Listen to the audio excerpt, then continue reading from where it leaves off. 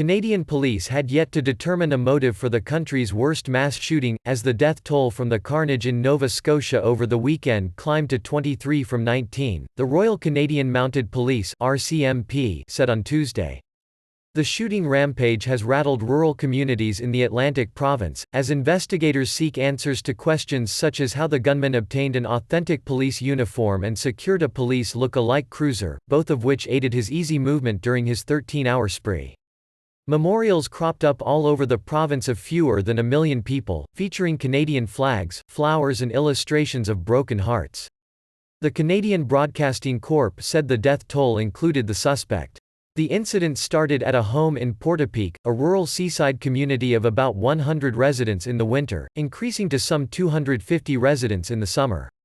The RCMP said in a statement it was investigating the 16 crime scenes that were part of the murder spree, several of which included burnt-out homes. Police said there were also injuries in the attack, but did not say whether the death toll would rise further. The gunman, 51-year-old Gabriel Wertman, who worked as a denturist, began his rampage late on Saturday. He was fatally shot by police at noon on Sunday at a service station. The youngest among those confirmed killed so far was a 17-year-old, the RCMP said. Some of the victims were known to the gunman but others were not. A veteran police officer, a teacher and a nurse were among the dead. Kristen Beaton, a nurse, was killed while working, according to a GoFundMe set up in her name. Beaton's husband, Nick, told CTV News he warned his wife about the presence of an active shooter just before she was killed. She was pregnant with the couple's second child. "We never got the chance to tell family," he said. "We were going to tell them this week, she was going on vacation." The RCMP has been criticized for not alerting the public to the presence of an active shooter via the province's emergency alert system and instead relying on its Twitter account, which had just under 91,000 followers at the time.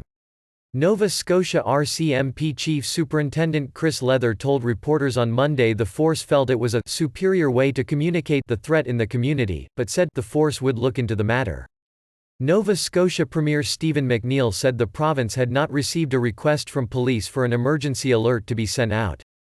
McNeil said the military was assisting in the RCMP's investigation. No details have been released about the type of gun used by Wertman or how it was obtained. Bringing in stricter gun control measures was an election promise of Prime Minister Justin Trudeau's Liberals in the October 2019 federal election, and he told reporters on Tuesday the legislation had been almost ready to go when the novel coronavirus crisis hit. "The tragedy in Nova Scotia simply reinforces and underlines how important it is for us to continue to move forward on strengthening gun control in this country," Trudeau said. "We will do that at the appropriate time."